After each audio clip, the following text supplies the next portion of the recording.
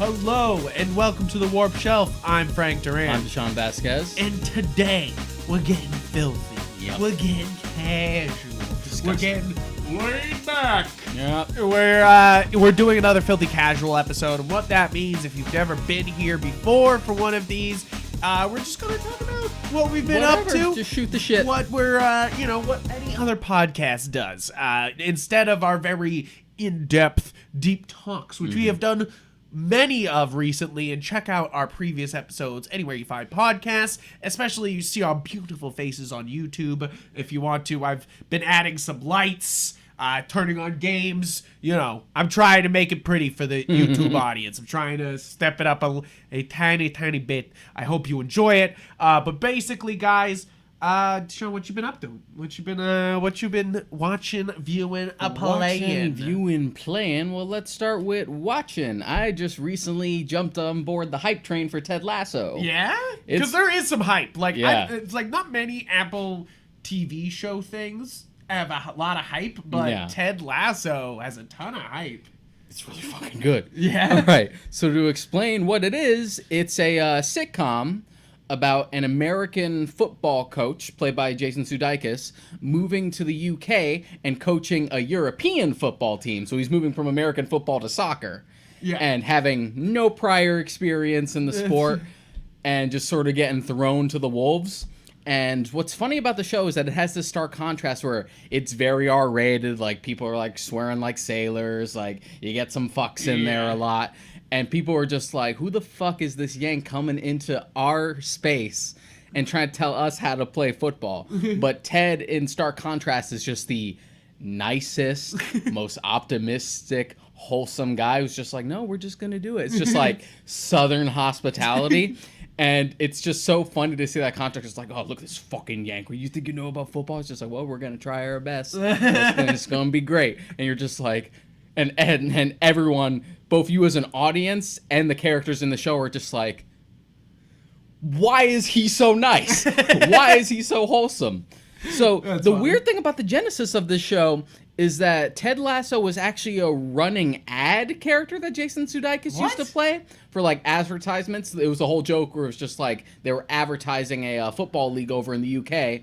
And they had Jason Sudeikis play just like the snarky American guys, just like, I don't know anything about football, but it shouldn't be too complicated. And then I guess they decided to take that running ad and made it and turned it into a whole narrative sitcom show. I didn't know that. It's weird. That's so weird. It's weird. That's it's so weirder because it was so strange. long ago. They did these like almost 10 years ago. Really? So this is like way after the fact. It's odd. That's so odd. It's just like, there's something there. But it's super funny and ridiculously heartwarming. Wow. Yeah, it's really shocking. I'm surprised how much I like it because, well, I'm not really a sports guy. No, that's why I'm surprised you're watching it. It's just doesn't seem like your type of show. But I did hear some great things about it. And really fucking funny. But yeah, I guess that's the killer app for fucking Apple TV Plus right now. They're like, this is what we got. Let's roll with it. I guess they got that in Mythic Quest, I guess. Yeah. But and the only reason I didn't even like subscribe to Apple TV Plus myself, my brother has it because he has an iPhone, and with his phone plan, it includes like a free year. So I'm like, give me that password. Give me that password. Give me that shit, so bro. I can see what all the hype is about for Ted Lasso. Ended up watching like the whole first season in one sitting. I was just like, fuck. And what's their big really card? good. Do they have? It's Amazon Prime that has Lord of the Rings, right? It's not Apple TV that has. Amazon has Lord of the Rings and they Wheel have of the Time. Wheel of Time. Damn, Prime coming out with the big swings. Yeah. Prime coming out with a wha-pa. Did you the fucking image? Oh my god! Yeah, fucking Lord of the Rings image. The two trees of Valinor. Give it to me. Give it to me. Give it to me. If you know, you know. Give it to me. You know what I mean?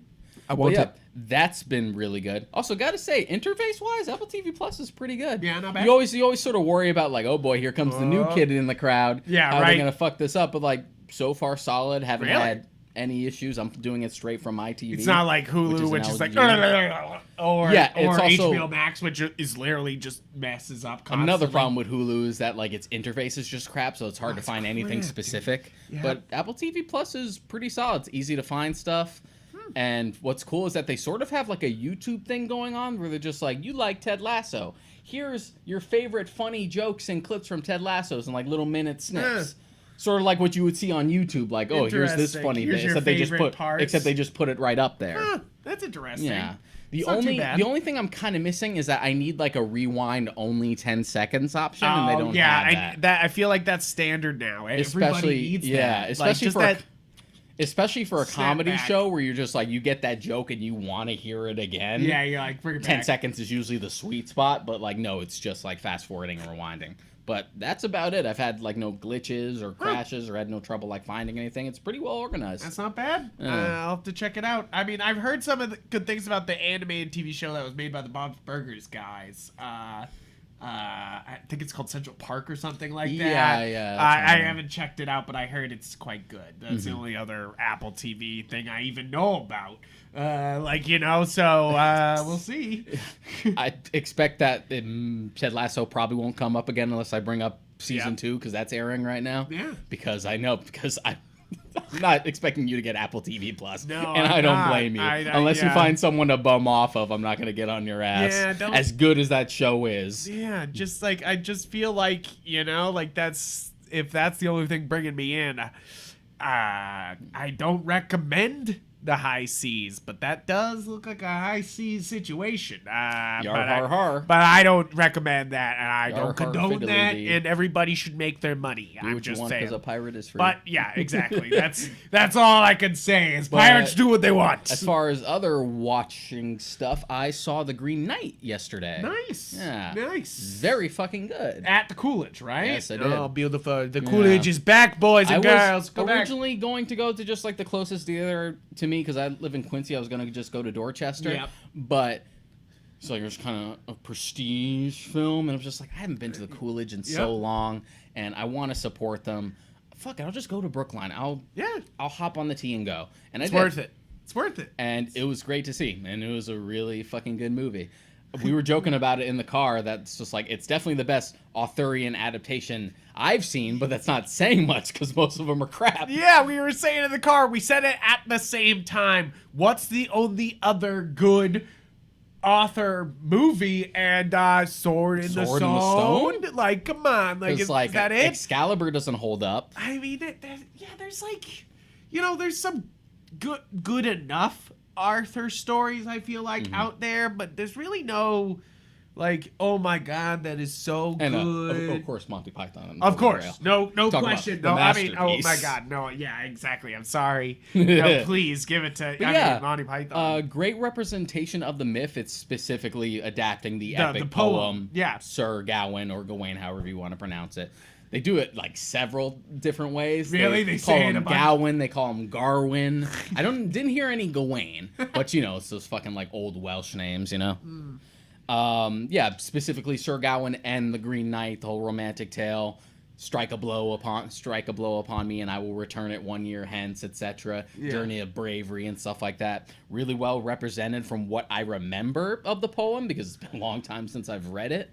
But I remembered like all the key stuff. I'm like, okay, I remember this bit. I remember this bit. So with that, I think it's pretty accessible, even though it is a fairly esoteric movie. Yeah, I've heard it's right on to the book, like right onto the poem, like right there. And it has that which I like. I like the poem. It has that whatever you want. It strikes a perfect tone for that sort of like mythic quality where like things are fantastical and don't quite make sense because they don't need to, because this is a fairy tale. Yeah. So you sort of get into that. So like, I can see here's a talking fox. Yeah. Fuck it. And no explanation. Who gives a shit? Who gives a shit? So you sort of run into that where I can feel like maybe certain modern audiences would be like, I don't get it. I've had some friends tell me there's some pacing issues with the movie. I don't really think so. I think the whole film in general is just a slow burn. Like, it's only about like 2 hours, but it feels longer than that because it's like very deliberate. Yeah. And that I don't think if a slow burn if a slow burn's really a slow burn, it's deliberate.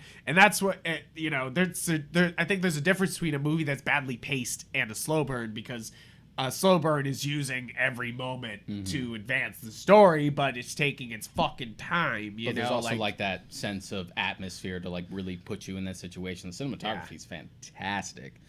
And I think this is the only other film of David Lowery's I've seen, because I've seen A Ghost Story and that's it. Oh yeah. Yeah. Oh yeah, A Ghost Story. A Ghost Story. Yeah, A Ghost Story. I think Yeah. I've seen that one. That one. I feel like I've seen that one. Yeah, he's done a few others, but I'm pretty sure that's the only one I've seen. I know he also did the remake of Pete's Dragon, which I hear is okay, but I didn't watch it because I don't give a fuck about Pete's Dragon. You're just like, wait. Oh. Yeah. That's But yeah, I thought it was wild. super good. Dev Patel's fantastic in it. I mean, as Dev Patel's been for a long time, Yeah, ever since Dev like Patel, early yeah. days, Slumdog Millionaire, like one of our best working talents right now. He's fantastic all the time. David Lowery wrote this too. Oh wow. Mm-hmm. Yeah, I don't know if I don't know. I haven't seen A Ghost Story, so that one's good. It was Yeah, I that remember one's liking good. that. The Old Man the Gun. I haven't seen that one yet either. Yeah, there's a lot here that I have not seen. But it makes me of want to his. sort of take a deeper dive into some of the rest of his other films, if this is any indication. Yeah. Because this was super good. Yeah, I haven't seen a lot of his films actually. That's always surprising. I'm glad to me. I'm like, glad wow. I liked it as much as I did, because again, we said it's so easy to make a bad King Arthur movie. Yeah, and you're sure, it's just not like- technically King Arthur; it's about Gowan specifically, but still, you know what I Yeah, mean. King Just Arthur's that there. Arthurian tales. Yes. Yeah. Yeah, exactly. And anything else you've been watching, or is that the That's big it for boy? the watching, for the That's most part. for the watching part. Yeah. I've been watching The Boys. I've been watching The Boys on Amazon Prime. Mm-hmm. I finally dived in. I just finished the first season this past week. I really enjoy this. I thought it was going to be kind of One note. one note Because and generic Because the comic is sort of like that a little bit. Yeah, I like the comic. Not to downplay the comic. I will say that right here is that I like The Boys. I've read the series. I know what happens, and I like it. But it was definitely, when I was reading it, was very like, I didn't, maybe it didn't hit me at the right time or something like that, but I wasn't fully in love, like I definitely liked the series, but I wasn't like, wow, this is his best, this is My thing was, I felt like it didn't really have much beyond like the initial shock of them Yeah. killing superheroes, It's just like, this is sort of a darkened version of superheroes, but had really nothing to say beyond like the initial gag. Yeah. So once you get over the initial gag, it didn't seem like it had much to offer. And I think that this one the show has a lot to offer, a Yeah. lot to do, That's what keeps you engaged. That's what I keep hearing. Like, I keep hearing from people who have read the comics, just like the show actually improves on the source Yeah, material. It I'm actually kind makes of it- impressed. It's more nuanced. I'm like, well, good. Because definitely in the comic, even the boys get superpowers at one point. Like it's definitely like, like it's one of those things that like, things have changed here in the show, and I think for the better, and for it to be, and I mean, Carl Urban as a main character in any show should make you want to watch that show. Yeah. Is what I always feel like. He's one of our great talents of our fucking time, I feel like, and obviously the king of all nerds, because he does every fucking franchise you could fucking think of. He's out there doing. Yeah. I think I'm loving this show. I think it's so surprising, full of blood, guts, gore, fucking everything, actually I was actually really surprised, because I was like, okay, we loved Invincible, and I was kind of going into Boys being like, can this compete against Invincible, at all? And then it was just like, oh, I get it now, Why the fuck didn't Prime do Preacher? Yeah, yes. It's kind of it, because they, just like Invincible, they stick very much close to the comic, but, improve on certain things. And you just sit there being like, damn, this is great. This is awesome. This is so on point, for all of it, and so going full balls to the wall for everything. And I love it. And I think that Homelander is such a scary fucking character, because it's not just evil Superman, which is what I thought was going to happen here. I haven't seen that before. We haven't seen that before, but he's really evil right-wing Superman, alt-right Superman, and you're just like, and they really dig into that, and it's frightening a little bit, but it's a great watch. It really is great performances. Everything's great so far. It is interesting that Howie in the comic was specifically based on Simon Pegg, to the point where they used his likeness for the comic. Yeah. And they said if they ever did an adaptation, they would cast him. But then by the time they did an adaptation, he was too old. Yeah, so they made him the dad. And I guess that's my most disappointing thing about the first season is how little Simon Pegg's in it for what they kind of like bring him in, and then he's like not there at all, you know? Yeah, I guess he's really just there for like the novelty of just like, oh, we use your likeness for the comics, but you're too old to play that character now. I'm just like, man, and like can't shortchange me, Simon Pegg. Yeah, Jesus Christ. And I mean, definitely, it's one of those things where you're just kind of like, wait, is he gonna come back later? Like, can you bring Simon Pegg back later? Like, please. I'm really excited. I'm halfway through the second season right now. I'm episode 5, so I'm a little bit past the half, and this is great. Fuck yeah. Watch it on Prime. If you're into an adult superhero show, this is what's happening, you know, like this is it. Prime is spending the money. Prime's spending the money, and you know what? I'm there, you know, I already have Prime membership. Might as well fucking watch the shit on Prime. I do it mostly for the free shipping because I'm impatient and I like the discount. I like the discount. Like, it took me a while to actually start utilizing my Prime Video. Yeah. Like, I had a Prime membership for like a couple of years before I started like, you know what? Let me actually watch some of this shit that's on here. All the time I tell people like, oh yeah, that's on Amazon Prime, and they're like, what? Like, and you're just like, Prime Video? Prime Video, you know? And like everybody has it because everybody has Prime, and they're like, oh shit. Like, I've introduced a lot of people to their own Prime account, you know? Like, it's so strange because people do buy it for the shipping, and then like Prime's sitting there being like, we spent a lot of money to make all these Prime videos. You guys want to watch any? And everybody's like, where? How? What? Oh, that's another show I actually started watching. Now that you're bringing up Prime shows, I forgot to bring it up because I've only seen like the first 2 episodes. I started watching Fleabag. Oh yeah, how's that? I hear that's quite good. It's good. It's really, really, it's really morbid humor. Not in the sense that it gets like gross. It's just very mean sometimes, and that's what's funny about it. Yeah, that's funny. Here it was a play, and now it's a show. It definitely has that like play-like quality, and Phoebe Waller-Bridge is just fantastic. Yeah, and just breaking the fourth wall the whole time. It only ran for 2 seasons and it's done. It didn't get canceled. They were just like, no, we told what we wanted to tell. It's just like fucking British TV shows. Yeah, they're like, we're done. We're out. I mean, I guess I sort of appreciate that, especially with comedy shows where they're just like, no, we don't overstay our welcome. We know when we're done and we're fucking done. Finish the story, get out. Don't be The Simpsons. Don't be Family Guy. Don't overstay your welcome. Yeah. Like, I mean, but then there's always outliers like South Park that are still doing some of their best fucking work years later, you know? Like, I'm up to date with South Park, and it shocks me just did how you see funny that it deal still the is. other day that they are now signed on for 6 more seasons of the show and 14 movies and at least 1 more video game, they said. For South Park, a $900 million deal. It's unprecedented. This is fucking Give me huge. another fucking game, because Stick of Truth and The Fractured But Whole was so fucking fun. Yeah. Both of them were so fun. Nice. I will have to get to them eventually. They're on Switch, so I'll get to them. Is Stick of Truth on Switch finally? Yeah, they're all on Switch. They're all both on Switch. Yeah.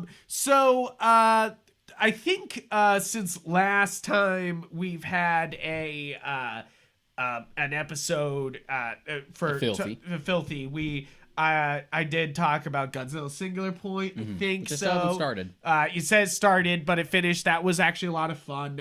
Again, my always complaint with every Godzilla piece of media: not enough Godzilla. But overall, actually, they made you care about the eternal struggle. Yeah, the eternal struggle. They're like, oh man, I bet he's thinking about his hardships at work, and I'm just sitting there overthinking, man, they need more Godzilla in every Godzilla piece of media. But I'm sitting there fucking in pain about it. But it really was quite good. Really good watch. Made you care about the human characters. I would say it's less of a Godzilla story and more of a Jet Jaguar story, which you know, Jet Jaguar's usually a fucking joke, so for him to be kind of badass here was pretty great. Jet Jaguar is cool, and he only shows up in one fucking movie. So I was just like, sure, you want to do more with Jet Jaguar? I am down. Go hard, bruh. And then, we had a whole episode on The Abyss. I saw In the Heights before it left HBO Max. I was meant to and then just forgot about it. Oh my God. I loved this. I totally was like, I'm a big Hamilton fan. So I kind of went in being like, this is before, I might not like it, like it might, like I don't know how I'll feel about it. And then I was head over heels like the whole time. I'm gonna eventually watch it, but I'll be going in with just the mindset of just because I like Hamilton doesn't mean I'm gonna like anything. And that's kind of what I was going in, being like, I don't know. Because, you didn't like Moana as much, but I of course like Moana. I like Moana because I'm not a fucking heartless person like you. I'm just kidding. But of course I loved Moana. Like, it's boring. Yeah, but it's not as boring as like Princess and the Frog, like or something like that. Like, so you're comparing two turds. I mean, sure. Yeah, sure. I don't think Moana's a turd though. Boring. They're both boring. I don't think so. I don't know. Boring. Come on. Moana at least has a plot. Frozen doesn't even have a plot, bro. They're both boring. Are you saying Frozen's boring too? No, I like Frozen. Okay. It's hard carried by its music. Yes. But I didn't really like the songs in Moana. It was, But I think that In the Heights is a real win. It's got like the thing that he gets to do here that he doesn't get to do in Hamilton is show off how much he loves musicals. Like that's really what he's doing here, is that he is really just pouring himself out in this show. Like there's obviously there's like several characters which you're like, those could be Lin-Manuel. Like, like you're like insert. Yeah, they're where it's like definitely him as that character, and you're like, yeah, and him actually plays a very small role as the Piagwe salesman. I'm mispronouncing that, obviously, guys, because I mispronounce everything. But the shaved ice. Okay. And I had it when I was in Puerto Rico, and let me tell you, it's so good, man. But it's so good. It's just like, yes, it's a slushy, but it came off a fucking block, and then they pour the syrup on top, and fuck yeah, bro. Like, so good. I really did. I thought this soundtrack was great. Me and my wife have actually listened to the soundtrack outside of the movie now recently. Always a good sign. And I really did love it. It's kind of like, it's not like the Greatest Showman, where it's absolutely fucking carried by its music, like where you're just like, oh, does this have a good plot? No. But no, that's not In the Heights. It actually, let's pretend P.T. Barnum wasn't a piece of shit. Yeah, that's kind of what they're doing with The Greatest Showman. But like, this is definitely more like there's a lot more stories being told. I think that there's somewhat of a focus issue, but that's kind of why they're telling the whole neighborhood story. So that's obviously, I thought was going to happen, is that like it's just going to be like, we're going to tell all these stories of all these people, and you're like, that's cool, like I dig that. Like, are you excited or curious or ambivalent towards the upcoming West Side Story remake that Spielberg's doing?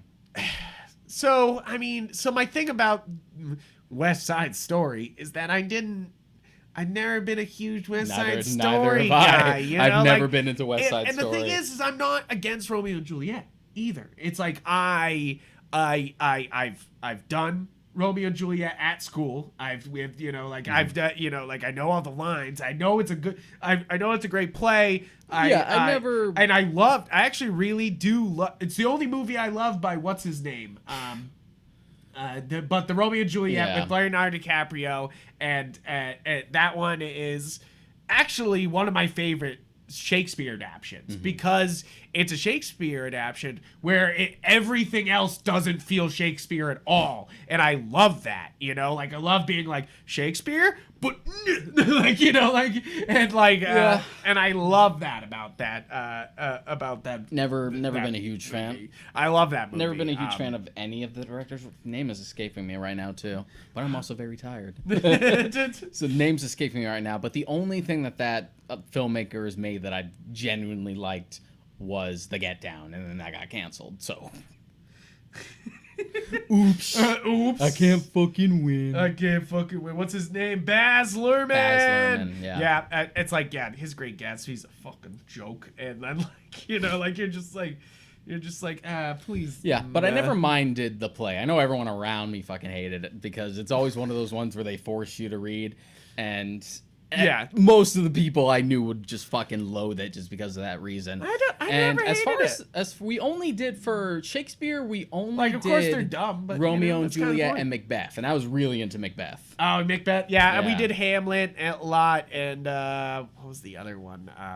I don't fucking know, but like, it's like, yeah, Shakespeare. I've done, you know, I've helped out with some Shakespeare productions otherwise, and I like Shakespeare, and you know, I think that there's a lot to love in a lot of those adaptions, but like,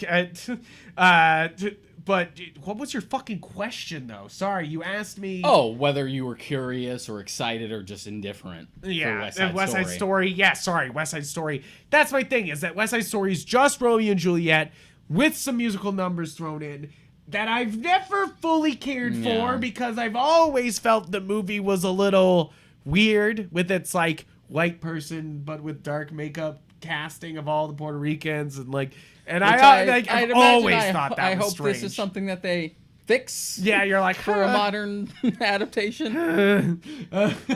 But I really think that Spielberg, of course, is going big. Yeah, I'm sure it'll look I'm great. sure it's gonna look beautiful. Yeah. And I think that the actress playing what's her name there, who's playing Maria, I think she's gonna be great. But I mean, the bigger get is In the Heights. The girl who plays the main character here, who I think who Lin-Manuel is writing as himself, is that female lead. I'm forgetting the characters. I'm so sorry. I can't remember any names right now. But she's going to be Batgirl. Yeah. And I think that that's actually a really great choice, and she shows off a lot of those chops here, where I'm like, soon all redheads will be eliminated. yeah, and we'll remove all redheads from history. You're like, wait, no! This is getting weird now, guys. Yeah, have This you is he's getting theory? weird. Have you heard Deshaun's redhead theory? 'Cause I'm it's definitely a not little the bit first one to bring it up. It had started. It's weird when like when it was just sort of funny, just like, oh yeah, the Iris West and Jimmy Olsen and a couple other characters, and we know that the actress playing Ariel for the Little Mermaid remake is going to be black, and we're just like, oh, it's kind of funny. It seems to be redheads. And then it keeps happening and happening. Where they're like, oh, it's happening. a redhead character. Let's make it any other race. And you're just like, oh, specifically okay, the but it's redheads specifically the redheads. And like, I'm fine with changing cast members. Of course I am. It was sort of like a funny coincidence at the start, but now it's starting to happen. But it's weird. It's starting to get weird now. It's weird. I don't know what's going on. I think it's just people are like, no, we can change up the redheads. They don't have to be redheads, you know, like, or something, you know, like, Blasphemy. It's blasphemy. But at the same time, you're like, that's so strange. You know? Like, it's just weird. Funny. It's just weird. But then after In the Heights, I watched Luca. Have you seen Luca? No, not yet. Quite good. I actually really enjoyed it. I actually compare it to almost a Studio Ghibli film. I think it's pretty close to that, where it's just kind of giving a slice of life. There's no big stakes. There's no like big problems. It's just kind of personal issues within the family, and you know, like, and kind of what happens in life in this little Italian village with these mer people, and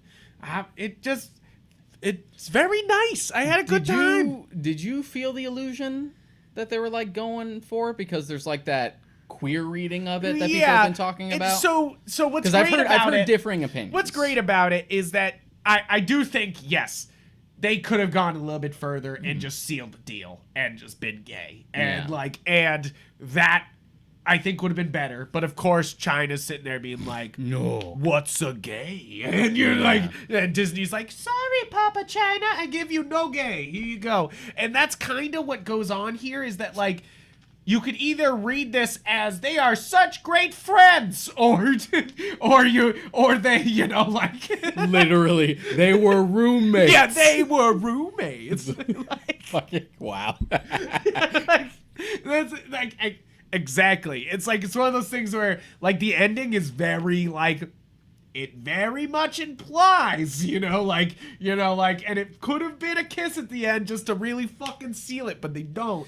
And it's weird because it's like we're back in the Legend of Korra days. Yeah, where you're like, wait, why are we... Where, like, the ending of Legend of Korra is just two girls staring at each other, just like, yo, are they together? And it's, like, very ambiguous of just, like, it subtly implies. It's just that Pro-ZD Vine where he's like, oh, they fucking. Yeah. Like, oh, they fucking. And the creators have to, like, post on Twitter instead of just like, yeah, that's canon. No, it's like, definitely the creator even says at, like, the beginning, like, that like, how his childhood and his friendship, like, led him to knowing he was gay. And, like, like, that's all right there at the beginning, like, it's definitely, like, queer coded, but, like, in, like, the most, like, of course Disney won't go that far type of way, yeah. Which is why we keep getting the first gay Disney character all the fucking we've time. had like 10 times now. How many first gay characters can we have? Like, it's true though. It's super weird that Disney keeps being like, our first gay character. You're like, since again, like, and then it'll be our first main gay character. They'll finally do, and you're like, okay, again? Are you sure? Are you sure? Lucas kind of counts. Like, but so weird, so very weird. But it's also one of those things that, like, I do like the story even as is. I don't think it needs to go that far. It's very wholesome, very nice, even if it's like a good friendship or if it's a learning experience about these two boys have together, like either or, it still works, Yeah. So it's like, yes, they could have gone further. Did they have to? No. And that's why Disney's like, yay! But also... they're very happy about it. They're very happy about it. But it's funny because I feel like, and we've said it before on the show, and if you listen to Filthy Casuals before, why does Disney... It's like, you have to ask yourself, why does Disney fucking hate Pixar? Because they keep releasing all their movies as Disney Plus, and not even Premiere Access. Yeah. Not even you have to pay for it. And these seem to be, like... the more introspective, like we have something Soul, like really and sink Luca, our teeth into and Onward stories. And it's one of those things that, like, yes, I get it. It's a Pixar movie. I'm sure they already made all their ticket sales, not even in just Disney Plus subscriptions, but fucking toys. Yeah. And that's really the truth here, is that Disney doesn't need to sell tickets. They need to sell toys. The reason why they need butts in seat is to sell the toys. Sell the toys and sell the theme park tickets. So the theme park, we haven't talked about this, is that Disney's got this fucking pipeline. They got this fucking pipeline, and they got you, they got me, and, I love them, but this is the true work of their platform, is that they start early, they give you these movies that you grow up with, you fall in love with, you buy the toys, you get all the things, and then when you grow up, there's movies that you do like, and you get all of them, and then you grow older, and you buy tickets to the theme park. So if your parents weren't fucking taking you to the theme park before, now you can go, and it's like one of those things that, like, they know that they just need to lock you in for life, bro. It's about this lifelong selling to you. Now that we're on, like, this big tangent for Disney, I did want to bring this up. I feel like this is a good segue for the Scarlett Johansson thing. Yeah, into the Scarlett Johansson, into the sales, because I think it's very interesting. I mean, we have our whole Black Widow episode, so you can see our thoughts on it. But I think it's very interesting that this case that she has sued with, I think she's the only legitimate case. I think there's Emma Stone and Gerard Butler's cases that are very similar, and they're trying to say that their movies should have made more money.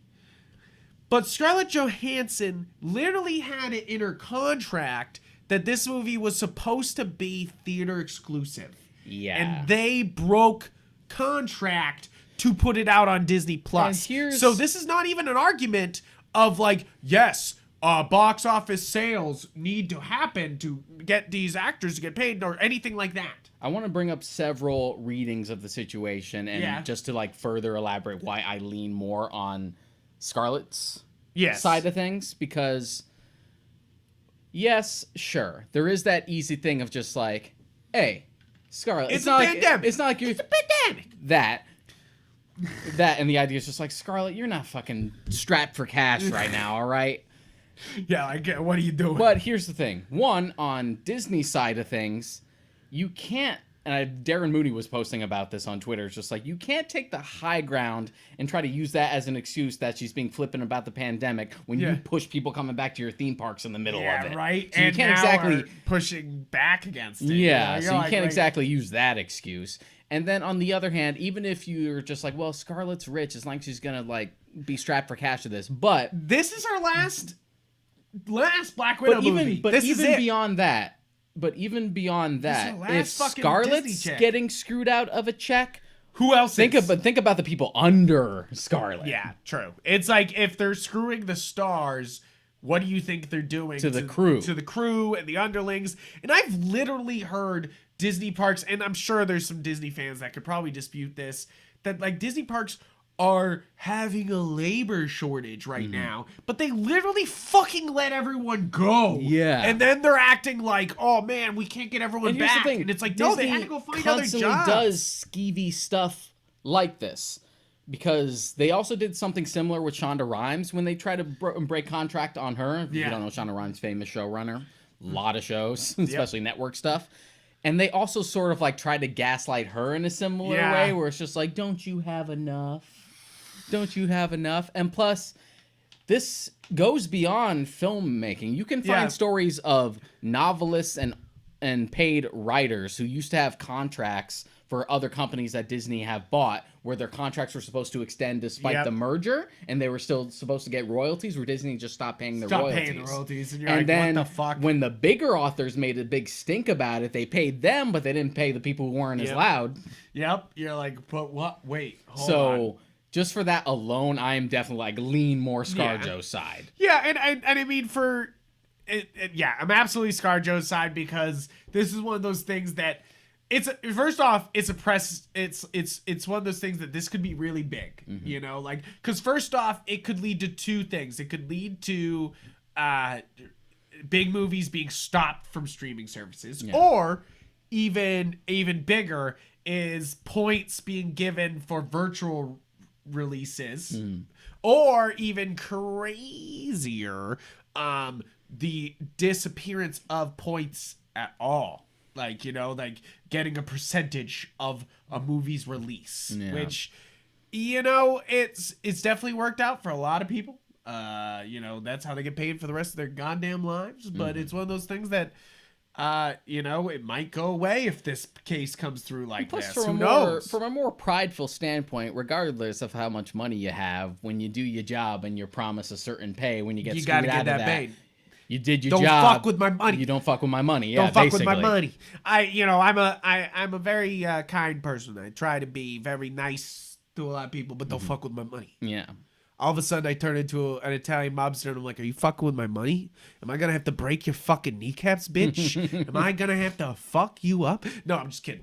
But moving on, because we've been ranting about stuff. I also saw Bo Burnham's Inside, which you saw that. Yes. Fan-fucking-tastic. Amazing. Holy oh my shit, I loved it. I mean, we don't review comedies here often because it's hard to do a whole episode on comedy. With something specifically like a special, it's really hard to talk about it beyond just like, it was funny. Yeah, right. You're like, well, good stuff. Like, it's funny. But this was very deep. I think there's a lot to be said and mined from this. I really do think that this is one of the better stand-up specials it's definitely sort of like a weird experimental outlier. Yeah, definitely. Definitely one of my favorites of the year.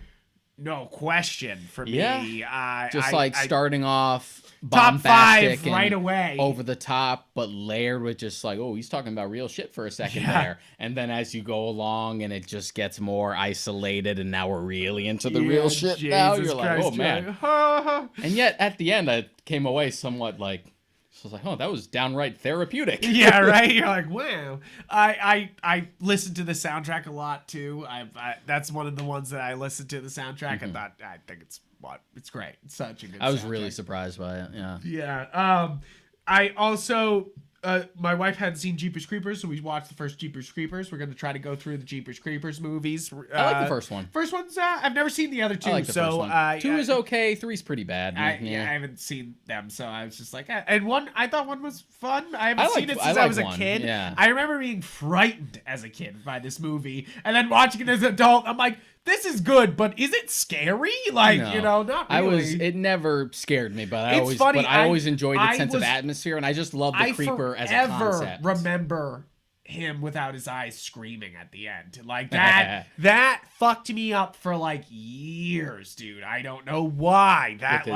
With the fucking wings on his head just spread out. Man, yeah. like it wasn't even. It was just the Justin Long screaming in the dark without his eyes that fucked me up for so long. Just that ending shot of him man. peering through like the holes as the song plays. Yeah, I like that film because of its style, and I just love the creeper as a concept. Yeah. But aside from that, I never really found it scary. Yeah, it was and I've also entertaining. heard that the director's a skis-ball and not enough. That's an understatement. Yeah, skis-ball's like understatement. We're talking douchebag, we're talking sexual offender, we're talking bad guy. Yeah. So I have been putting off watching these movies because of that. Yeah. I don't really want to give them any money. So it's one of those things that if it's on a streaming service, I'll watch it that I already own. But I'm not fucking buying your movie, bro. You're not getting any fucking money from me. Fuck off. Thinking they're just gonna make the Jeepers Creepers or Jeepers Creepers 4. Fuck you, bro. I mean, he got as far as 3, and 3 was only a couple of years ago. Yeah. Then watch Space Jam: A New Legacy, which I know you said you were never going to watch. Not necessarily never. I just didn't want to watch it right now. My wife argues. I heard the horror stories about it, though. Yeah, a lot of people hated it, but my wife says it's better than the original. She was saying she liked it more than the original. I think mainly because she thought like this one actually's got a plot. It's actually like LeBron, who's always pushing his son to be good at sports, but his son loves video games, and then his son gets abducted by an AI, and then the AI is like, yeah, you make your video game and I'll suck everybody into it. And he's like, thanks for supporting me. And then LeBron has to play his son in his video game, and then they learn that they appreciate each other. That's the plot. That's the plot. It sounds stupid, but the first movie's stupid too. Yeah, that's the thing. That's my whole argument is that we watched the original Space Jam sort of recently too. I almost twice recently. I've seen it twice this year, and it's not great. It's kind of a jumbled mess. It's not good. Like I had, we've said this before. It's the great only one in like of these, a fun way. Yeah. Like in like please shut off your brain. I can still watch it and be entertained by it, mostly because it's just like, I love this as a kid, but it's not good. Yeah, it's again, funny Bill Murray's there though. The only good one of these live action like animated hybrids Who Framed Roger Rabbit. Who Framed Roger But as far as like, and I still haven't seen A New Legacy, but between like Space Jam and Back in Action, I always leaned a little more towards Back in Action. They're both bad. But, really? I was like, no, Back in Action. But Back in Action, I was like, nah. one, I don't care about basketball. So it had, Back in Action had a lot but more everyone like cares about Looney Michael Tunes fucking Jordan. shenanigans.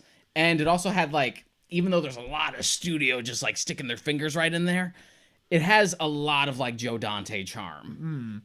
I see that. I mostly I was a bit. It's like I wasn't a big basketball kid. I definitely was on basketball teams growing up, like local rec leagues, but I wasn't a big basketball kid. But everyone loves Michael Jordan. Like Michael Jordan's the GOAT.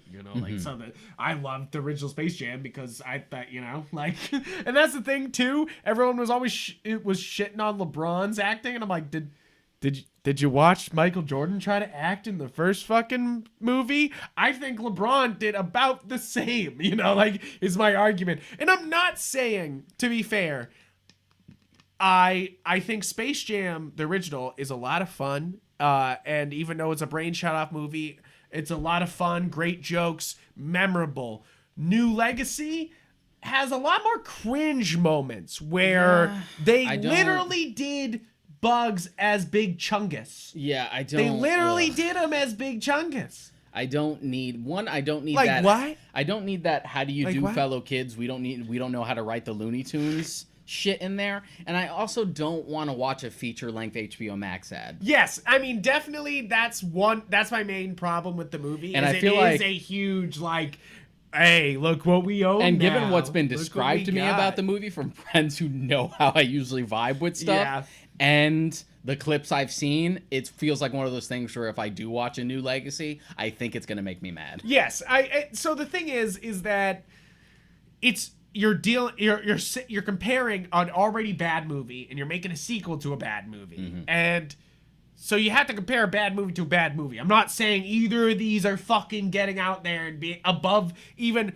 I mean, Space Jam for me is like a 6 and this is like a 5. Like and it's not, and it's like, it's not, and those it's almost a hard 6 for Space Jam, the original Space Jam. But you're still admitting that the original is a little better. It's a little bit better for me. For me, I think so. But that's because, like you said, I think they understood how to write Looney Tunes a little bit more.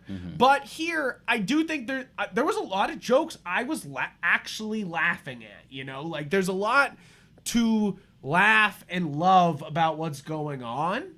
And I definitely was like, oh, I definitely dig some of this, like I'm sure it'll be a similar situation for kids growing up now, like the way we reacted to the original Space Jam, where it's just like, exactly, they'll be like, wow, LeBron's in the movie. LeBron, that's their Michael Jordan. I'm sure there are plenty of kids like, who's Michael Jordan? Oh, he's the crying man guy. He's the meme.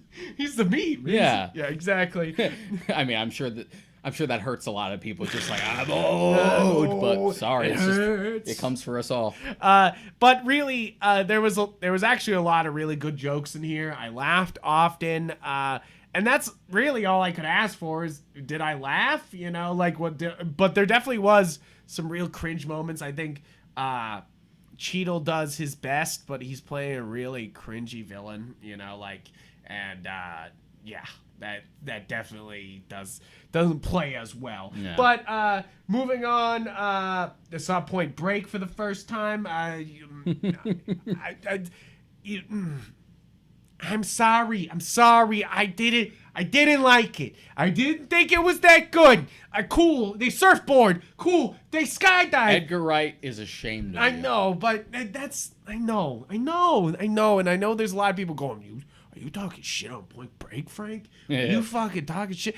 No, and really, yes, there's some great scenes here. Frank, of course, Patrick Swayze kills it, as always. Like, no Frank, fucking question. What is your personal vendetta against Catherine Bigelow? Because I don't think you've liked any of her movies. Because I know you don't like The Hurt Locker. I know. I kind of realized it at the end of the movie. You don't like Catherine Bigelow's movies. The movie ended and it said directed by Catherine Bigelow, and I was like, oh, was this why I didn't like this movie? Like, do you like Near Dark? Have you seen Near Dark? I don't know. That's the vampire movie with fucking Bill Paxton. Really? I don't know, dude. I'm trying to get Catherine Bigelow's thing. Near Dark with No, I haven't seen Near Dark. So I haven't seen that one. I haven't seen. Yeah, I like Near Dark. I haven't seen many. And I like Point Break fine. There's no speed. I didn't like. No speed. I didn't like Zero Dark 30. I didn't like Hurt Locker. K-19 the Widowmaker though slaps so fucking hard, bruh. Okay, that's the one. That's the one. Okay, never mind. So I don't hate them all. I don't hate them all. Also, Blue Steel. I do remember Blue Steel. Jamie Lee Curtis, fucking.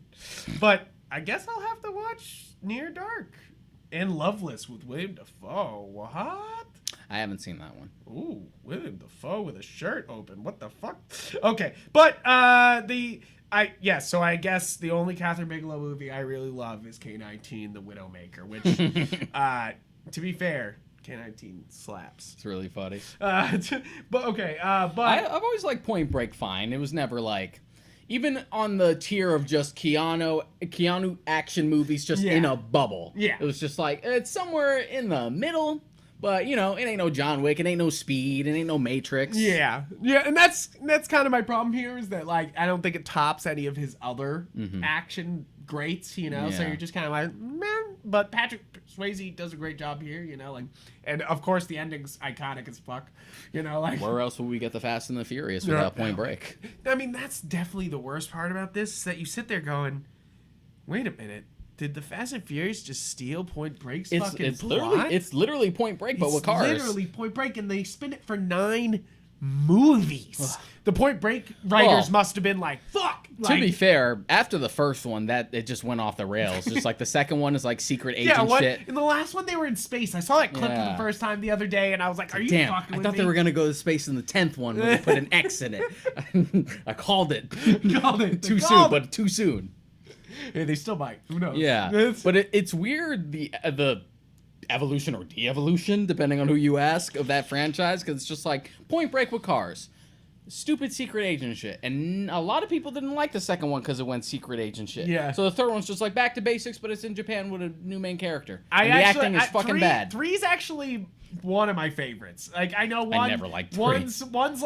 One's supposedly everyone's kind of favorite, but like I like the Japanese shit in 3 because I'm a huge fucking like the weeb. drifting. I'm a huge fucking drifting But, dude. like, I'm like, drift that bitch. The fucking acting, man. Oh my god. Oh yeah, the acting's bad. So bad. Acting's and bad. then you get to 4 and 5, and they're back to the secret agent shit. And then that's pretty much what the franchise is now. Just like, but you guys hated that when you did it in the second one, and now that's just what we do. I guess it was too soon.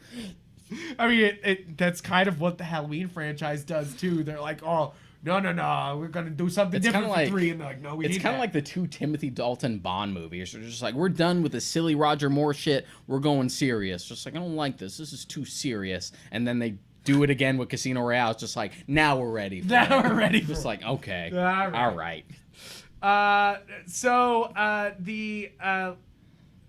The next thing I watched was The Keeping Room. The Keeping Room is, I think, on Hulu or Prime. I can't remember. Mm-hmm. But it's a Civil War action film. 3 women living on the farm at the end of the Civil War as the North comes through and ravages. And it's really about, like, these 3 women defending their farm from, like, a Union soldier who's like drunk and just murdering everybody he comes across, like, and it's kind of one of those things. It's kind of a great little like play on that, and also it's like, you know, a really cool feminist western, you know, where it's all females kicking ass type of thing, you know, and you're just like, oh, this is pretty good, you know, like, you're like, I mean, to be fair, if you actually look at the history of the Wild West, women ran that shit. Yeah, you're like, what the fuck? But it's definitely like a western, and you know, it's cool to have a full like female like lead and and cast for that. And the bad guy is Sam Worthington, and you know, you're always like, oh shit, Sam Worthington, what are you doing here? Oh, Meek your life. Oh, Meek your life. Exactly. And we did a whole episode on Loki. We did a whole episode on Black Widow, and we talked a little bit about Birds of Prey. So that's all. Yeah. So in our last episode with Suicide Squad, which you can now watch on YouTube. So what have you? So moving on from watching, what have you not been reading? Not been reading. Well, actually, I have been reading a little bit of Chainsaw Man. Of Eternals, Neil Gaiman, because I wanted Gaiman and John Romita Jr. because sorry guys. Every time. That's what I'm here for. Yeah, that's what he's here for. Is because I've never read any Eternals, and I saw the movie trailer and was like, I don't know what's happening. Like, that first trailer is bad. Yeah, and you're just like, and it's one of those things that I'm like, I love Neil Gaiman, and I think that yes, absolutely, please give me a Gaiman title that is fully modern. You're like, hell yeah, fuck yeah, sure. Like, you know, I'll fucking read this. This was, by the way, guys, like $15 on Amazon or something. Go get it. Like, very, very cheap. And so far, so good. And then I also, I've been reading Chainsaw Man, and so that's been good. That's pretty much it. That's pretty much it for reading wise. I at least have the excuse of like the book club, so we went through all. I brought this up before. We went through all the fucking IDW like Sonic comics. Nice. That was fun, breezy, nice little palate cleanser, especially after how fucking much of an ordeal Count of Monte Cristo and Watchmen were. So it's just like time to read Watchmen 3 times within like half a year. So now we just finished a book called Truancy, which is like a YA novel that like one of our people in the book club like grew up with. sort of generic YA title, but harmless. Pretty short. We finished it in 3 weeks, so that's no problem. But our last book in the batch is the 5th season by N.K. Jemisin, which is big popular book. Like bestseller, won a Hugo Award, stuff like that. Got no votes when we did the poll. No votes. Because no one, I guess, outside of reading circles really heard of it. But we're doing that now. We're in the first week of it. I have like one more chapter to read to meet the quota. I really like it so far. Nice. Yeah. Sounds good. And aside from that, I've been diving deep into Ex Machina, which is the Brian K. Vaughan comic. Oh. Not to be confused with the Alicia. games? Not to be confused with the Deus Ex games. Deus Ex Machina. Different thing. Just Deus Ex. And not to be confused with the movie. With the movie Ex Machina. and not the other comics Ex Machina, because I'm pretty sure there's several comic series Deus called Ex that. Machina is a common phrase, so it's easy to be like, I'd make a cool title. Yeah. But this is a Brian K. Vaughan book. I think it was his next series after he had wrapped up Y the Last Man. Nice. It's very fucking good. It's about a retired superhero who goes into politics and becomes the mayor of New York. Whoa. So it's weird. This book came out in like 2003 to 5, around that area. Yeah. And it's this whole thing of just like that logic of just like politics are a popularity contest, and anyone remotely charismatic will just pretty much kind of kill, and the superhero would be an immediate shoo-in. Yeah, shoo-in. For a mayoral candidate. And you're just like, oh god, this was written in the early 2000s. Yeah, you're like, wait. Oh, this cuts a little deeper now. Yeah. Anyone can get this fucking job, you know what I mean? You're like. But yeah, it's an alternate history New York where like there's like one superhero who exists. He has the ability to like communicate with machinery. Huh. Yes, he even down to stuff that's not autonomous, like a gun. Like he can actually speak to guns to be like backfire. Interesting. Yeah. That's kind of cool, though. That's So good he calls power. himself the Great Machine, which also has like sort of Yes. connotations, especially him going into politics. And it takes place in an alternate history in New York where 9/11 still happened, but because he was present, he was actually able to save one of the towers. Interesting. Yeah. So there's still one. There's still one. Still one tower. Wow, that's interesting. It's That's kind of cool. really good. That's wild. I'm almost done. There's like 5 books where it's like 2 volumes per book. The same thing they did with like Y the Last Man and Preacher. I'm almost at the end of book 3. I'm really fucking digging it. Wow. It's super political, obviously. Yes. So if you're in there for the superhero shenanigans, it's not really that type of book. Yeah. It's cutting a little deeper. Getting a little bit. But it was always one of those big works that everyone said, oh, this is just as good, if not better than like his other great works like Saga or Y the Last Man. Yeah. Paper Girls. Paper Girls. I love Paper Girls. But now on to the video gaming, of course. Video gaming. The video game. What you been gaming? I've been playing a little bit more than gaming? usual. Yeah? Because I've mentioned it before. I've been fucking busy with writing the manuscript. So Very anytime good. every time Everybody encourage him to finish the manuscript. So every time I've like had the time to game, I'd be like, oh, you got time to game, you got time to get back to work. Get back to work. But I needed sort of like a palate cleanser, so I had gotten Skyward Sword HD, but I had already started a replay of Minish Cap on my fixed NES. Whoa. And my altered, fixed, improved. Remember, guys, pirates do what they want. Yeah. That's all we say.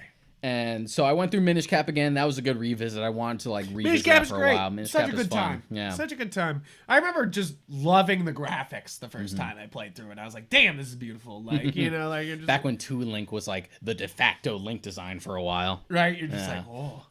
So I went through that. That was fun. Discovered sort of a hidden gem GBA game because I was looking for more stuff to add. And one of the things that kept coming up on lists of just like under the radar, like sort of overlooked GBA games was this game called Ninja 5-0, also known as Ninja Cop in the PAL region, so you know exactly what you're getting into. And it's this interesting sort of combination of like Shinobi on the Sega / old school NES Ninja Gaiden, but also with Bionic Commando. You're literally a ninja cop. You're just like, terrorists are robbing the bank.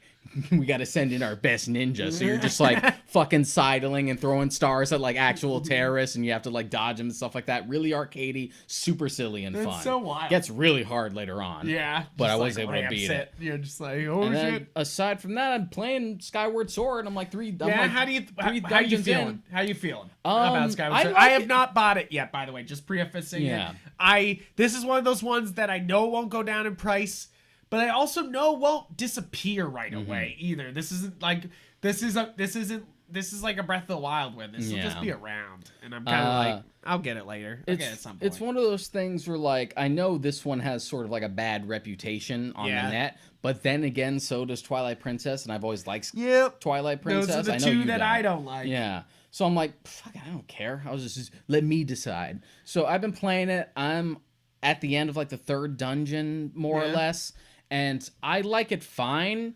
It's just, it is definitely the most on the rails Zelda game. Yeah. Like thus far. What do you mean by on the 3D rails? titles. Like they're just kind of guiding you along. It's like, give me your hands. It's pretty fucking linear. Yeah, just very much like move, move, move. Even the areas comparatively to like the previous games, you kinda sort of have the like, you're in Hyrule Field, and from Hyrule Field you can go here, here, here, and here.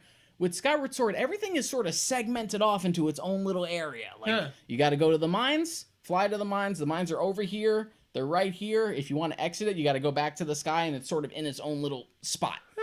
So it feels like everything is sort of segmented off and sort of fragmented, and it's just like you're going through this exhibit, now you're going through this exhibit. It's the most like straightforward, do the thing. That's weird. There's definitely an emphasis on like, whoa, the motion controls. You can finally waggle to use your sword, and I'm using the Joy-Cons for it. It's accurate enough. I can see why it was just like must have blown minds when it first came out. It's just like, oh shit, we finally done it, boys. Shit. But the problem is that they've sort of emphasized that too much. It's just like, we did it. On the positive, it's cool that every enemy can be a potential threat because they're just like, oh, you can't just spam me. I'm going to block. I'm going to parry. So if you want to fight me, you have to fight me for real, which I do appreciate. Yeah. But on the other hand, I feel like they put so much emphasis on the motion controls that as far as everything else goes, like dungeon design and stuff like that, it's pretty standard. Huh. Yeah. So it's not bad. It's just sort of like the most like paint by numbers Zelda that I played. Yeah, right. Yeah. Like just kind of like, here's a Zelda game. Because and you're like, here's a Zelda game, thank you. Which in my mind isn't necessarily bad. I don't think any Zelda game is really bad, not counting the CDI games, obviously. Yeah. But aside from that, it's more just all relative. Yeah, exactly. All right. And then you have Rock of Ages 3. Is that your last Rock one of there? Ages 3. I plowed through Rock of Ages 1 and 2. 2 really helped me get through the Count of Monte Cristo, I'll tell you that. Ooh. So now that we're doing the 5th season, because when I'm out and about, like walking and stuff or cooking, I want to listen to the book I want to listen to. Yeah. Which in this case is another Dresden book. So when I want to sit down and do the stuff for book club, because I have the audio book for the 5th season instead of a physical copy, I'll just sit down and be like, all right, blast it, mute Rock of Ages, and just play. Because it's not a game that requires me to pay attention to the story or anything. You're just rolling rocks. Just roll rocks. That's why I'm playing Rock of Ages 3. I was saving it knowing I was going to do it again for the 5th season. Nice. Yeah. Nice. Been playing, I beat Disgaea 6. I played through and beat Disgaea 6, which I was so excited for. This was probably one of the games I was most excited for other than Monster Hunter this year. This was my big game because Disgaea 5 was my launch title for my Switch. It was Breath of the Wild and Disgaea 5, and really, I beat Disgaea 5 before I beat Breath of the Wild. I was like, oh man, I gotta sit down and beat this fucking shit. I really loved it. I loved that it gave you the systems of the game and just let you run with it, and do whatever you want. And I thought that's what, I thought that was it. They gave you the whole systems to the game. And Disgaea 6, like, no, here's the keys to the kingdom, bro. Here's everything you could ever want. The way you're describing that, the fact that you finished that before Breath of the Wild almost reminds me when Pokemon Sun and Moon came out and I put more time into Dragon Ball Fusions and fucking Cyber Sleuth. Yeah, and you're like, oops, so oops. But Disgaea 6 blew my mind. It obviously is a very different game than all this other Disgaeas. I recently beat Disgaea 1, which it was such a stark contrast between 1, 5, and 6. Because here how it goes. 1 is a very tactical game. Like if you're looking for Final Fantasy tactics with anime-like characters, and that you can grind for a very long time, for probably forever. You're still waiting for Triangle Strategy to come out. Yeah, it is. Disgaea was that, like took it. Like every fight I had was a lot of thought, and sometimes I couldn't figure it out and had to actually look up a fucking guide, which like doesn't happen for strategy games for me. That doesn't happen. I beat strategy games like it just fucking comes to me and I fucking demolish everything. You know, like it's what I do. So there was several brag over it's here. humble brag, but it's like it's one of those things that Disgaea actually put up like a real fucking struggle to me, and I was like, oh fuck. And sometimes it was like you needed to grind more. It was like, fuck you, grind some more. Other times it was like, no, you need to think this one out or we will mess you up. And I accept your challenge. Accept your challenge. And I really like Disgaea 1. Then Disgaea 5 is like, okay, we quality of life the hell out of Disgaea 1. So that way all the terrible grinding of everything. I'm sure there was sort of like it yes, was probably it's more definitely a progressive 2, 3, 4, thing, 5. Yeah, of course. 5 is like, it felt like the ultimate, like, yes, we've perfected this formula. And 6 definitely starts off with being like, hey, we're still a strategy game, you know, like that. But then it becomes the grind in you know, like in the way that like it's in the original Disgaea, your top level is something. It's like 999. Like, you know, it's ridiculous because it's insane. Like, because you feel at level 100 you're way too powerful, and then you get high enough and you're like, what the fuck is happening? You know, like, and then in 5 the top level is 9,999. And you're like, oh, 9,000, that's so much. You're like, wow, what a crazy fucking level. You know, like, that's so much leveling. And then 6 comes out and they go, okay, first part of the game you can level up to 9,999, but you can reincarnate and raise your base stats every time you reincarnate and you start at level 1. So you just keep grinding your people up to 9,099, reincarnate so that way they're better when they come back, and then they keep doing that, and then you beat the game and they're like, haha, new game plus, you can now level to 9,900,900 all the 9s in a row, and you're like, oh shit, that's fucking huge. And for a while you're like, oh man, this like literally took me 2 weeks to go through Carnage mode, which is the new game plus, and I was like, wow, this is so much. And then I finally got through that with a little bit of really high level dudes really kicking some ass, and I got through all of that shit. And then they give you new game plus, which they call Rashaka mode. And fucking hell, dude, that's what I'm on right now. So technically, I haven't complete that. I mean, Disgaea kind of feels like a game I'll actually 100% try to like get everything that's attainable, nice. You know, because there's so much to get. I have put over 700 hours into this game already because I run the game constantly. The game lets you set up auto battling, but not only auto battling, auto repeating the level you were on. So you can literally go to a level that you know is like one character and send out your entire team, and they all EXP share, so it doesn't matter who fucking hits it. And just repeat that ad nauseum for just easy grinding. Yes. Okay. And so that's what I mean by it becomes the grind, is that it becomes, because it becomes not just about how good you are at figuring out the strategy, it's how good you have built up your team to be able to auto battle through really hard obstacles, you know, like, and of course that's not what you're supposed to be able to do, but you can, you know, like that's the thing. Yeah, and I'm not sure how I feel about that, because on the one hand, I don't mind that, like, especially turn-based RPGs, whether strategy or not, have found a way to sort of like mitigate grinding, like Bravely Default is just like, oh, just put that shit in fast forward. Yeah. But at the same time, auto battling and auto playing always sort of like rubs me the wrong way, because I'm like, I don't want this fucking game to play itself for me. So that's the thing, is I was a huge fan of Idle Champions because it was something that I set up and go and I could play all the time. And that's kind of what Disgaea, well, it's true though. It's like, sure, I'm playing Disgaea. It's just kind of right now. It's grinding right now in the other room. It's hooked up. I let it's like, I say, you know, the reason why I like it, because I can do my work, I can record podcasts, I can still be playing the game by grinding, but really it's about the team building, about setting up things, about growing evilities, growing power, about growing levels. It's not about the other things anymore, which is kind of, it's funny. It's like, this is the most Disgaea of all the Disgaeas, but by doing so has broken everything Disgaea is.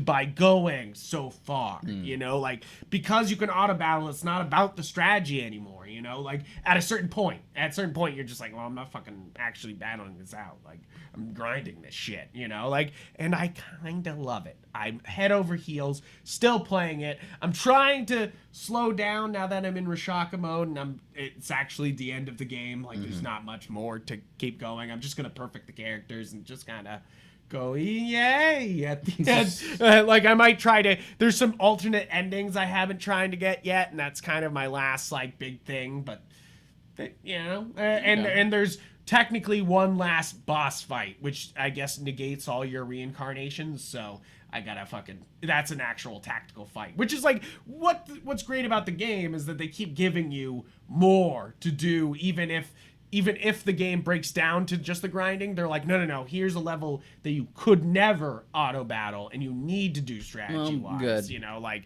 and you're like, oh, okay, thank you. Because especially with a tactical RPG, my enjoyment of them is being in the middle of it and planning this shit out. No, it's true. Being in the middle of it, really. Yeah, that's why I could never really get into Fire Emblem, because I don't like the rock paper scissors. Just like, put this person here and they'll fight for you. It's just like, no, I want to go there and select my actions and determine the course of this entire fucking battle. Yeah. I don't want you to play for me. I'll play. I'll play. I mean, I'm always down for strategy games and tactical games on Switch. First off, like, please give me all of them, please. Like, give me Triangle Strategy. Give me, what's some of the other ones that are coming soon? There's a couple ones. I'm fucking so excited for Triangle Strategy. There's like a couple shit out ones of that coming demo. out soon. It's pretty wild. I've also, another game that I've reminded of that I've been playing a lot lately. Yeah. In the few times that I actually feel like fucking playing games with people. I've been playing golf with your friends a lot with my buddies. I saw that screenshots. Yeah. Because here's the thing, in other games, it's a cheap game too. It's pretty cheap. Yeah, it's really cheap. Because with other games, if they include golf, like GTA 5, we'll just play golf for the shit. Yeah.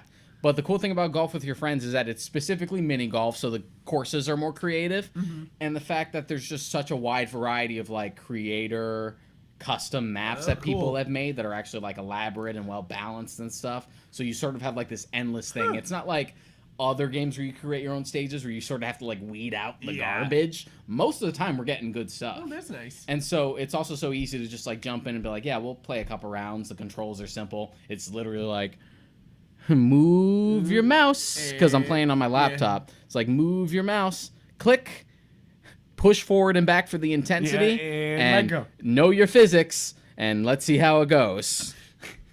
That's funny. And we can get through so many games just so quick. That's good. It looks fun. I mean, I haven't tried it myself, but I love a good mini golf. Yeah. Like, I'm always down for a mini golf game. And I haven't touched Mario Golf yet, just because Disgaea came out at the same time, and like all the things that. And Tony Hawk came out at the same time. It makes me wonder why you even bothered getting Tony Hawk. No, just because Tony Hawk, you got to get it. But I mean, it doesn't look good. That's my problem. Well, I even played beyond a bit that, of it, and I was like, it doesn't look even great. Even if it was like well optimized for the Switch, you also have the Spyro trilogy that you just don't touch. Stop getting all those old games that you're just not gonna touch. You're just getting for nostalgia's sake. I'll get to them. I'll get to them. I'll get around to it at some point. I will. You're gonna keep using this excuse until the next console generation comes around. And then it's like, I'll get around to them. I've moved on. I'm not playing these anymore. No, that'll be me on my deathbed. You mean not the next console generation? I'll be on my deathbed being like, there was so many games I could have played. But the other game that I've been really into the past couple of weeks since it came out was Pokemon Unite on Switch. It is a Pokemon MOBA that is exclusively on Switch right now, and will in September come to mobile. And then it will be cross-play between Switch and mobile. And then they're going to even further, you'll be able to cross-progression where you're just signing into a unique ID. And you could just be like playing on this. And then you'll be like, oh, I'm home now. Hop on your screen. And that's like the fucking commercial right there, you know? Like, that's the fucking thing. But really, I'm pretty excited about this because I am not a MOBA guy. I've said to you before many times, I tried League of Legends. Half an hour is too long for a match, guys. Come on. That's too fucking long. And I know sometimes it can go shorter, but god damn, it's too long. It's just weird to me because it's just like when I have a gaming session, even when I do have shit to do, which thankfully I'm blessed with an abundance of free time right now, for now. It's just one of those things where, like, I spend hours if I am going to be playing a game, so, like, 30 to 40 minutes seems pretty short for me. Yes, but to play one match and then you lose in like the last 2 minutes after working for half an hour, then you feel like you've sort of wasted your time. And that's the reason why I was never a huge League fan. It just sounds like salt to me, Frank. Yes, a little bit. It sounds like salt, and it sounds like a little bit of get good. And then so I played a bunch of that, and I gave a try to Wild Rift. I tried Here's a Storm, I tried Smite, I've tried all these different MOBAs, and I get what a MOBA is. I've tried guys, throwback, do you remember Vainglory? I played the shit out of Vainglory. And the Magic the Gathering MOBA that came out on your phone, I played the shit out of that one, because it was just a card building game that they put MOBA into, and I was kind of like, please, thank you. But this, I think, is the real fucking, this is it. This is it. This is the MOBA, man. For me. I know a lot of people might not be as head over heels. Because you're being real filthy casual right now. Yes, I know. A lot of people. Yes. Okay. So I know what everyone's saying. I don't need a Pokemon MOBA. And you're like, cool. But here it is. And it's actually pretty decent. Yes. It is a little pay to win, I would say. I would say that, yes, if you don't have the battle pass, they're kind of fucking you, that's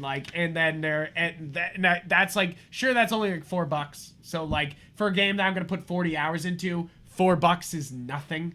Like, come on, guys, you pay $60 for games you put 5 hours into. Like, you can pay $4 for a battle pass on a game you're gonna put probably 300 hours into for most of these people playing this game. And like, yes, the pay to win aspect is kind of glaring, because what they do is that they have items that you have 3 items you can hold and they're the normal Pokemon items, like like Wise classes, all those scope, all those things. The thing is that those can level up, and they level up way faster if you spend money. Like, and it's kind of a very, very slow process even if you have just the battle pass, it's kind of a slow process. It's definitely one of those things that if you just pump a little bit, like $10 in, it's all of a sudden way faster to get all those things. And you will definitely see a difference in your fucking play by it. And it's like, and it's one of those things that, like, even Fortnite and other guys are less pay to win than that, and it's kind of one of those things that I think at some point this will be a reckoning point for one of the main reckoning points for this game is that they will have to either take the leveling away from items, or that in like competitive play, all the items are set at the same level the minute you come into it, because it is weird that, like, in a ranked competitive mode, people can have different leveled items that they can walk into the match leveled, like when some people could be coming in with 3 items that are not leveled at all, and they're just kind of like doing the basic, and you're gonna get fucking kicked for that, like you're gonna get fucking beat down. So that's definitely my main problem with the fucking game, is that I'm having a lot of fun with the game, because all it is you go around and you catch wild Pokemon by beating the fuck out of them, and then you fucking dunk. For some reason, Pikachu's out there fucking space jamming on people. Fucking, you got Talonflame going and just fucking dunking on you, and like it's just Slowpoke from way back lays down and just throw. And for some reason, Snorlax throws it from his fucking belly. He's just like, and it's just so wild and weird. But I do like this for a couple reasons. First off, because the Pokemon skin, of course, is a lot of fun.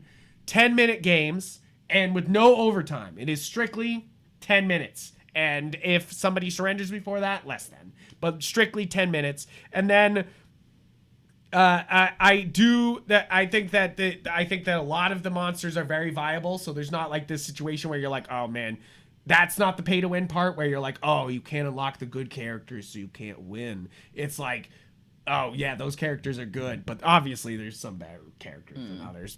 And obviously the reason why I'm so high ranked now is Gengar, and they nerfed the shit out of him because they were like, oh, he's broken. And I'm like, yeah, he broken. He broken as hell.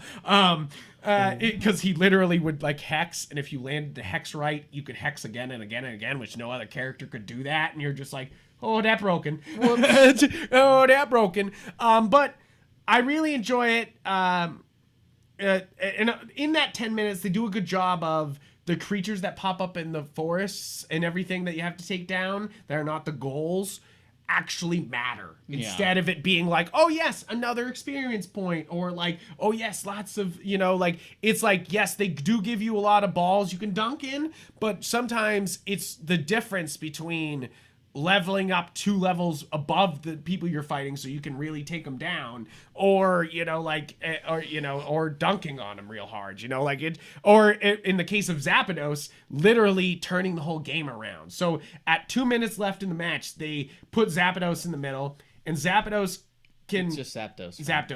Zapdos can really fuck you up. First off, that's it's one of the monsters that can actually like really finish you off if you're not, even if you're like fully leveled.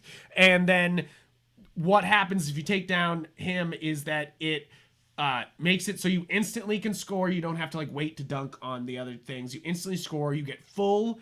If you take down that, you basically get 20 plus balls to dunk, and basically you can turn around a whole game. I've literally lost because we've been in a huge lead and then we didn't get Zapdos. Like, it's just, so that's kind of the fun there, is that it's not just 10 minutes of ba, ba, ba, ba. It's like they very much concentrate that it becomes more and more engaging as the fights go on, like, and I definitely enjoy that.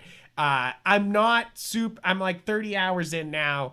I know a lot more people who have like 50, 100 hours in this game already, like I know the MOBA guys, and I'm expert rank already, and definitely that was because of Gengar, but my Pikachu go hard and my Talonflame go hard too, but it's, I definitely like it. I don't know how much more I'll be playing. I don't know if it'll turn into an esport. I think it will, because it's not owned by Pokemon, which I know Pokemon hates its esports. Well, no, Nintendo hates its esports. Pokemon loves its card game and its and the Pokemon not Sun and Moon, Sword and Shield game, like competitiveness. They do love those. They just had the finals last weekend or something like that. It was listening to this episode, I think it was 2 weekends ago, but they just had the championships for that. And so Pokemon Company loves it. And the best part about it is that it's not just Pokemon Company who owns this. This is a Tencent game, which, if you don't know, Tencent owns everything. Like, everything. They own Fortnite. They own everything. They own PUBG. They own everything. They're like, and oh yeah, Arena of Valor. That's what they own too, which was their league. But okay, but basically it means that it may go esport, and I actually would really watch this, especially with all the problems that are going off in Blizzard. If you haven't heard, I was waiting for the segue. If you haven't heard about the sexual allegations and the toxic workplace allegations and proof of against Blizzard, there's some bad shit that's been going on over there, guys. Like, some straight up, not just like, oh, they're being sexist. It's like, no, harassment, like fucked up frat boy culture that like has no place in such a modern workplace that seemed so supportive of its female creators. Like, the Blizzard was always championing its female employees and who they hired, and you always felt like they were trying to hold them up. In reality, they were abusing them most of the time and putting them in scary situations and just and just doing terrible things. And it's gotten to the point where you said you haven't even been playing Overwatch. I haven't been playing Overwatch, guys. It's one of those things that the summer event's going on. Summer event's my favorite event in Overwatch, one of my favorites, and I haven't played it at all.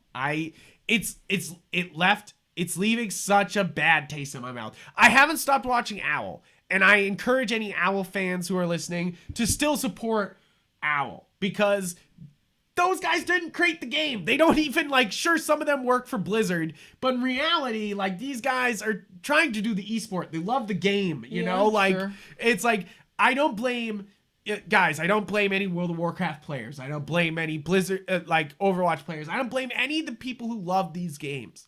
What I blame is these high-up devs who thought it was okay to abuse their power against women and lower employees. Like, that, it's just never okay to be a douche like this. And for one of your places that I grew up playing these games. I play all these games. I played Hearthstone growing up. I play Overwatch. I used to play World of Warcraft a little bit. Hearthstone. StarCraft? No, I never played StarCraft, but I hear I would love it. It's RTS. You like RTS? Yeah, I fucking love RTS. I feel like I would love StarCraft, but I've never touched my hands to it. But I would love to. But it's one of those things that, like, and Activision, which of course, I definitely think the thing is, a lot of people are like, oh, but it's definitely the Activision part because they're the more douchey rat bros. And you're like, no.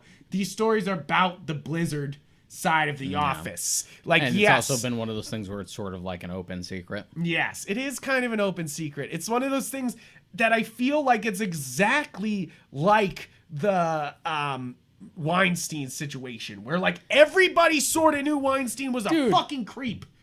One of our fucking film professors when we were in school, Ken Golden, every time he would bring up the Weinsteins, because he had worked with them before, every time he would bring the Weinsteins up, he would fake spit. Yeah. I remember that. Yeah.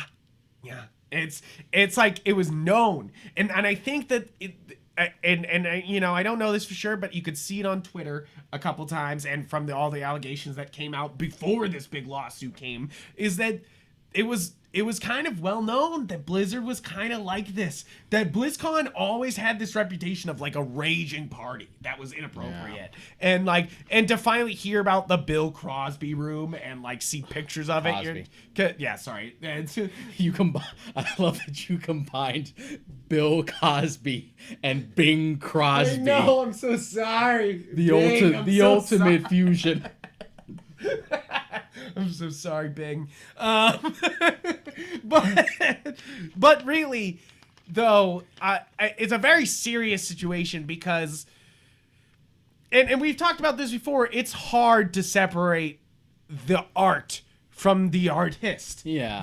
Because they, of course, put themselves into this, Like, straight up in Overwatch, one of the people who's named in the fucking lawsuit is McCree. And guess what? One of the main fucking characters in Overwatch is called McCree. This isn't like World of Warcraft where they were like, oh, we have NPCs named after these devs. You're like, oh, that's a main fucking hero. Like, you're like, there's only so many heroes. And like, what? Mileage will vary depending on the person, but it's going to be harder for some people than it is for others to try and compartmentalize that. Yeah, I think so too. Is that I know a lot of people who are like, this is so hard for me, but I still love Overwatch. I still love the game. People who are just like, look, I bought the game before I knew.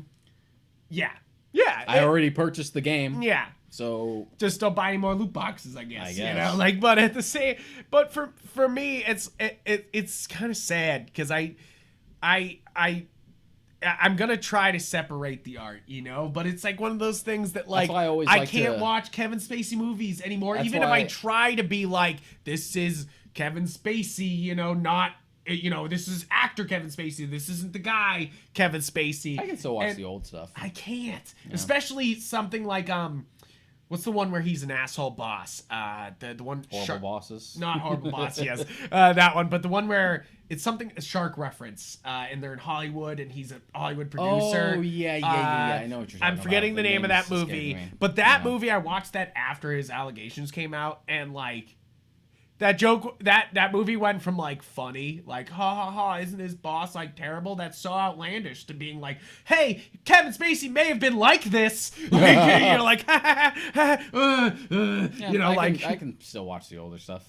But that's kind of my. It's gonna vary from person to person. That's why I usually like to rephrase separating art from the artist and more like don't punish the art for the artist. Yes, I think that's that. And it's not really semantics, like, because there is a subtle distinction. It's not semantics. Yeah. Like, and I think this isn't even being, you know, a lot of people, a lot of right wings would be like, who gives a shit? You know, like you're just being pedantic, and you're like, no, this is supporting a company that I've supported for a very long time, that I know is doing some evil shit that ended up with one girl dying, you know, like committing suicide because of the bullying they did. It's kind of like, guys, either you need to make some serious fucking changes, which they've tried. They've already removed the president and they've done a bunch of things, but like, it's one of those things that it's empty words until you see real fucking change, you know, like, and it's a sad situation because I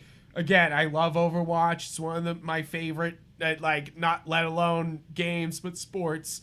And I'm going to continue to watch Owl. And who knows, eventually I might go back to playing some Overwatch. I'm not totally against it, but that's why I've been playing a lot of Pokemon Unite. Instead, I've been like, hey, hopefully Pokemon Company isn't fucking sexist. Like, I'm like, let's hope. Like, let's fuck. And that's what I'm hoping most of all from this Blizzard Activision thing, is that these other sexist game companies are scared, you know, like that's what I'm hoping. It's not that they'll, you know, clean up their act. I hope they get scared and they have to clean up their act, you know, like that they go, oh shit, we could get a lawsuit and lose all these customers, you know, drop our stock price, because that's what happened, you know, their stock fucking plummeted because of this, you know, like it's one of those things that you're just like, guys, you're like we said earlier, fucking with the money. Don't fuck with the money, and that's fucking with the money by being a sexist asshole. You know, like, don't do it. Don't fuck with the money. I thankfully have no horse in this race because I don't play Blizzard games. No, not even a good Diablo. Not even a good. Actually, did they do Diablo? Yeah, they did Diablo. Yeah, I did play a lot of Diablo 2 back in the day. Diablo's That's probably it. Diablo's Blizzard. Yeah, and that's another. I messed with 3 a little bit. I didn't like it as much as 2. It's funny though. Out of all the news that came out of this, because of course there was a bunch of news. They delayed Diablo Immortal, which you're like, nobody wants it. Keep it going, you know, like you're like, I'm sure I'll play it when it comes out, but it's one of those things that you're just like, keep that fucking going, you know, like to keep delaying that shit. I don't give a shit. And then and also the next Diablo 4 got pushed back a little bit, and yeah, so it's like, it's one of those things that a lot of games got delayed. They tried to kind of mask this. There was a couple of questionable moves from Blizzard, but one of their most questionable was releasing literally like 2 or 3 days later that Overwatch 2 finally hit a great development milestone. And you're like, even if that's true, is now the time to fucking be like, yay, we hit a milestone in one of our games? You're like, yes, but were you guys assholes the whole time you were doing that? Well, like, it's a good way to distract you. Yeah, it didn't distract me. It might be one of those things that I just kind of hang the hat on playing the Overwatch 1 and maybe come back for Overwatch 2, but I'm watching Overwatch. I still love Overwatch League. That's all I'll say, is I still love Overwatch League. Go Boston Uprising, even though you just lost, and hopefully you guys can win tomorrow. But you know, it's the thing, you know. Yeah. But I think that's pretty much it. That's the game and for a little bit. watching, the reading, the everything. Thank you guys for listening. Please check out all the other episodes on everywhere you can check out podcasts. Also, you can see our beautiful faces on YouTube. You can also check us out on galaxyofgeek.com, which is our website that has every episode of the podcast, audio and video all at the same time. So choose your preference right there. And you can also search for many other articles, but also any episode you're looking for. And then, guys, if you guys want to see us on Twitter or Instagram, I'm Yupfrank. I'm Mod Karika. And, you can check out I've been putting Acadia photos up, so you'll probably be still seeing those. I'm always posting nerd shit. So, there's good stuff all the time on those things. And, guys, thank you for listening, and we're excited to give you some. I think the next episode's Bad Batch, baby. I think Bad Batch is our. I think so. Hype that up, guys. We're doing Bad Batch as our next one, another Disney Plus show. But assuming we're not wrong about it wrapping up. No, it is. Okay. It is 16 episodes, 2-part finale. When this is coming out, there'll already be the first part, and the second part would have come out the day before this, or the day after this episode works for me. comes out. So next episode after this Filthy Casual, boys and girls, is Bad Batch, and then we'll see what else from that. If you guys have suggestions, please comment down below. Feed the algorithm, give it some breadcrumbs. Fucking like, comment, subscribe. Just make it work. Fucking push the machine so we can keep doing this. It's hot out here, man. Yeah, it's hot out here. So I need you to push buttons and feed the algorithm. Thank you, guys. I hope you have a great rest of your week. Enjoy.